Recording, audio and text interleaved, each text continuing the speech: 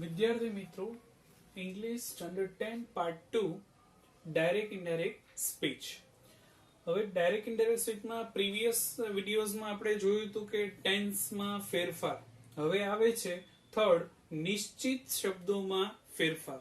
એટલે કયા શબ્દો ડાયરેક્ટ સ્પીચમાં આપેલા હોય તો એનું ઇનડાયરેક્ટ સ્પીચ શું થાય એના વિશેનું અમે કોષ્ટક બનાવ્યું છે. જોઈએ. રિપોર્ટેડ સ્પીચના વાક્યમાં નીચે દર્શાવેલ સ્થળ સમય સૂચક શબ્દો વપરાય તો તેમાં નીચે મુજબ ફેરફાર થાય છે. મતલબ ડાયરેક્ટ સ્પીચમાં આ વસ્તુ આપેલી હોય તો ઇનડાયરેક્ટ સ્પીચમાં આ થાય. ફોર એક્ઝામ્પલ ધીસ નું ધેટ, ધીઝ નું ધોઝ, હિયર નું ધેર, નાઉ નું ધેન, એગો બિફોર, ટુડે નું થશે ધેટ ડે, ટુનાઇટ નું થશે ધેટ નાઇટ, યસ્ટરડે નું the previous day, the day before પણ થઈ શકે, ટુમોરો ધ નેક્સ્ટ ડે, બરાબર, ધ ફોલોઈંગ ડે પણ થઈ શકે છે. આપણે એક જ વસ્તુ રાખી છે કે યસ્ટરડે નો પ્રીવિયસ ડે, ટુમોરો નું ધ નેક્સ્ટ ડે. પણ પેલું મેં તમને કીધું કે યસ્ટરડે નું ધ ડે બિફોર થઈ શકે ને ટુમોરો નું ધ ફોલોઈંગ ડે પણ થઈ શકે. એના પછી ફોર્થ છે આપણું કે પ્રોનાઉન મતલબ સર્વનામમાં ફેરફાર. બરાબર, તો સર્વનામમાં ફેરફારમાં શું છે તો આઈ, મી, માય ને બોલનાર કરતા પ્રમાણે ફેરવવા.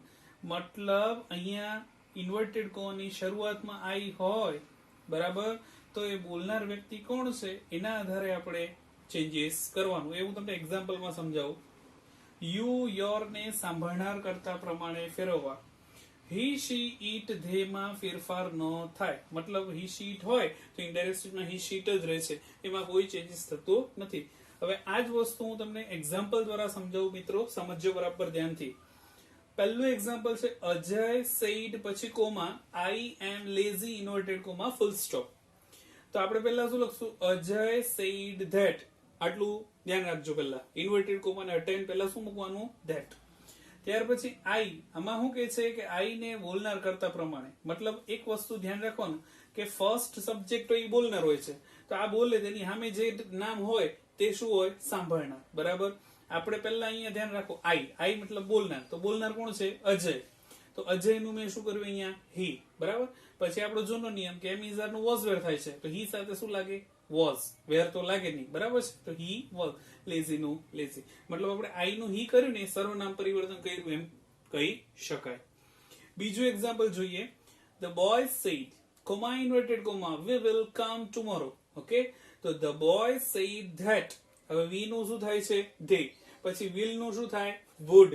કમ નું કમ. ટુમોરો નું આપણે કીધું શું? Tomorrow the next day. લખ્યું મેં ધ નેક્સ્ટ ડે. આમાં શું ચેન્જ કર્યું પ્રોનાઉનમાં? તો વી નું ધે કર્યું છે. વી નું ધે થશે એટલું ધ્યાન રાખજો. પણ હી શીટમાં નો ચેન્જ. આગળ જોઈએ. Binal said to Ram. આમાં બોલનાર વ્યક્તિ કોણ છે? બીનલ. સાંભળનાર કોણ છે? રામ. આ બે વ્યક્તિ ખાસ ધ્યાન રાખજો. આમાં શું કહે છે? આઈ, મી, માય હોય તો બોલનાર અને યુ, યોર હોય તો સાંભળનાર. તો જોઈએ આપણે. Binal said to Ram. તો સેડ ટુ નું પહેલા શું કરશું? ટોલ્ડ. તો બીનલ ટોલ્ડ રામ. હવે કન્જેક્શન શું લગાડવાનું? ધેટ. હવે આઈ મતલબ બોલનાર વ્યક્તિ કોણ થયું? બીનલ. તો બીનલ નું આપણે અહીંયા શું કર્યું? શી. સમજ પડી? ત્યાર પછી વિલ નું ઇનડાયરેક્ટ શું થાય છે? વુડ. ઓકે. ગીવ નું ગીવ. હવે ધ્યાન સાંભળજો. હવે અહીંયા કોણ આવે છે? યુ. બરાબર. તો યુ મતલબ સાંભળનાર વ્યક્તિ થાય ને, તો સાંભળનાર વ્યક્તિ કોણ? રામ. ઓકે. તો રામ ના અહીંયા કઈ હી લખાય નહીં. કેમ? કેમ કે વર્બ પછી હંમેશા કર્મ વિભક્તિ આવે. એ તમે એક્ટિવ માં જોયેલું છે, યાદ હોય તો. તો હી નું કર્મ વિભક્તિ શું કર્યું મેં અહીંયા? હિમ. કેમ કે વર્બની પાછળ છે. સપોઝ વર્બની આગળ હોત તો હું શું લખત? હી લખત. પણ વર્બની પાછળ છે એટલે અહીંયા શું લખ્યું મેં? હિમ. બરાબર છે. રામની જગ્યાએ અહીંયા કોઈ છોકરીનું નામ હોત તો અહીંયા શું લખત હું? હર. બરાબર છે.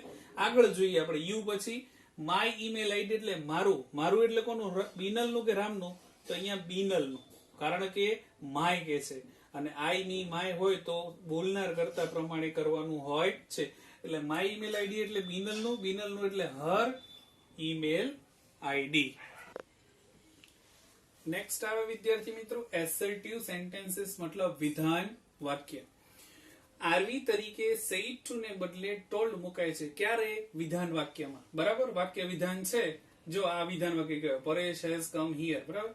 તો વિધાન વાક્ય હોય તો પહેલા શું કરવાનું? સેડ ટુ ને બદલે ટોલ્ડ મૂકી દેવાનું.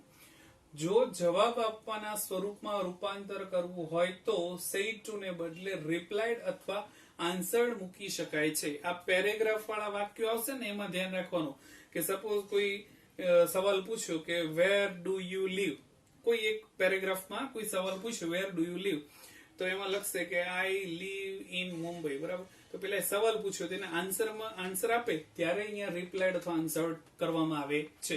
એ આપણે હું પેરેગ્રાફ સમજાવીશ ને એ વખતે કહીશ કે આન્સર્ડ અને રિપ્લાઇડ નો ઉપયોગ ક્યાં થાય છે, બરાબર છે.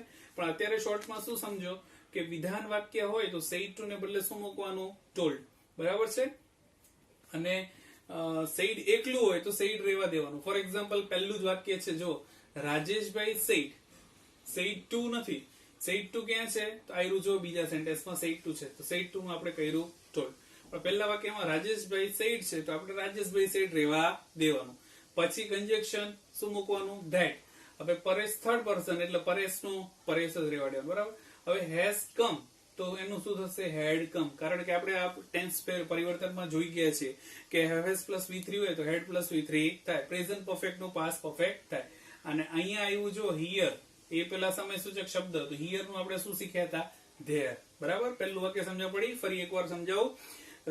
રાજેશભાઈ સેડ ઇન્વર્ટેડ કોમા હટાવો ધેટ, પરેશ નું પરેશ, હેઝ નું હેડ, કમ નું કમ અને હિયર નું શું થાય, ધેર, બરાબર. બીજું સેન્ટેન્સ સમજો એસર્ટિવ સેન્ટેન્સ નું. હિતેશ સેડ ટુ માયા, તો સેડ ટુ નું મેં કીધું ટોલ્ડ કરવાનું, બરાબર. તો Hitesh told Maya conjunction that. હવે આઈ એટલે મેં કીધું બોલનાર વ્યક્તિ કોણ છે, હિતેશ, તો હિતેશ નું કર્યું હી. હવે ડીડ નોટ V1 છે એટલે આ ભૂતકાળ થયો તો પૂર્ણ ભૂતકાળ થાય તો ડીડ નું આપણે કરી દેવાનું હેડ, નોટ નું નોટ રહેવા દેવાનું. હવે ગીવ નું V3 ગીવન, બરાબર. હવે યુ એટલે કોણ તો સામેવાળી વ્યક્તિ કોણ, માયા. તો માયાનો શી તો ન લખાય પણ શું લખાય, હર. કારણ કે વર્બ પછી હંમેશા શી નું કર્મ વિભક્તિ આવે એટલે મેં અહીંયા શું લખ્યું, હર. પછી આગળ પણ વાક્ય છે જો માય ઈમેલ આઈડી એટલે મારું ઈમેલ આઈડી એટલે કોનું ઈમેલ આઈડી, માયા હિતેશ. તો મારું એટલે બોલનાર વ્યક્તિનું એટલે હિતેશનું. તો હિતેશનું એટલે અહીંયા મેં લખ્યું છે હીઝ ઈમેલ આઈડી. સમજ પડી? ફરી એકવાર. Hitesh told Maya conjunction that, આઈ નું હિતેશ, હિતેશ એટલે હી, ડીડ નું થશે હેડ, નોટ નું નોટ, ગીવ નું V3 ગીવન. કારણ કે પાસ્ટ પરફેક્ટ ટેન્સ કરવાનું છે, બરાબર. યુ એટલે સામેવાળી વ્યક્તિ માયાનું હર કર્યું અને માય ઈમેલ આઈડી એટલે હિતેશનું ઈમેલ આઈડી એટલે હીઝ ઈમેલ આઈડી. થર્ડ જુઓ મિત્રો, Maya said comma inverted comma I don't like your nature, પછી કોમા કરીને તારા લખ્યું છે. મતલબ આ સંબોધન અહીંયા પણ હોઈ શકે, સંબોધન આગળ પણ હોઈ શકે, બરાબર છે. આમાં ભલે સેડ ટુ નથી પણ સંબોધનના રૂપમાં તારાનો ઉપયોગ થયેલો છે. મતલબ માયા બોલે છે તો સાંભળનાર વ્યક્તિ કોણ થઈ, તારા. તો આપણે અહીંયા ટોલ્ડ કરવાનું છે, ધ્યાન આપજો. માયા ટોલ્ડ તારા એટલે તારાને આપણે અહીંયા આગળ લઈ લીધી. હવે ફરી તારા લખવાની જરૂર નથી. હવે ઇન્વર્ટેડ કોમાને હટાડવા અહીંયા શું લખવાનું, ધેટ, બરાબર છે. હવે આઈ એટલે કયો વ્યક્તિ, બોલનાર. તો બોલનાર કોણ છે, માયા. તો માયાનું અહીંયા શું કરવાનું, શી. ઓકે. પછી ડોન્ટ નું શું કરવાનું, ડીડન્ટ. કારણ કે સાદો વર્તમાન કાળ તો એનું સાદું ભૂતકાળ શું થાય, ડીડન્ટ. પછી લાઈક નું લાઈક, યોર નેચર એટલે તારો નેચર. તારો એટલે કોનો, તારાનો નેચર, બરાબર. એટલે તારા એટલે છોકરી એટલે હર નેચર. લાસ્ટમાં ફૂલ સ્ટોપ. શું પરિવર્તન કર્યું, પહેલા ટોલ્ડ કર્યું, કંજક્શન ધેટ લગાડ્યું. આઈ એટલે બોલનારનું માયા, માયાનું શી, ડોન્ટ નું ડીડન્ટ, લાઈક નું લાઈક, યોર નેચર એટલે તારાનું એટલે મતલબ હર નેચર.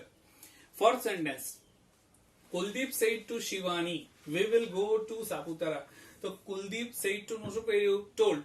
શિવાની નું શિવાની, કંજક્શન ધેટ.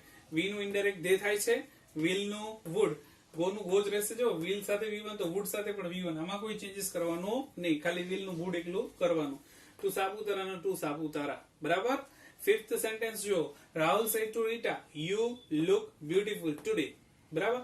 તો રાહુલ ટોલ્ડ રીટા ધેટ. હવે યુ એટલે રીટા, સામેવાળી વ્યક્તિ સાંભળનાર, યુ એટલે સાંભળનાર.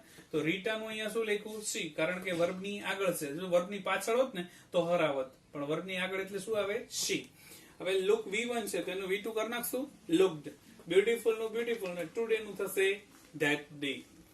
ત્યાર પછી દિયા સેડ દર્પિત. જો આમાં હતું પાછળ સંબોધન, આમાં છે આગળ. તો આપણે ટોલ્ડ તો લખવાનું, સંબોધનના રૂપમાં નામ આવે એટલે સેડ નું શું કરી દેવાનું, ટોલ્ડ. તો દિયા ટોલ્ડ દર્પિત, કંજક્શન શું લગાડશો, ધેટ. હવે વી નું ઇનડાયરેક્ટ થાય છે દે અને આર નું વેર, ફ્રેન્ડ્સ નું ફ્રેન્ડ્સ અને નાઉ નું શું થશે, ધેન.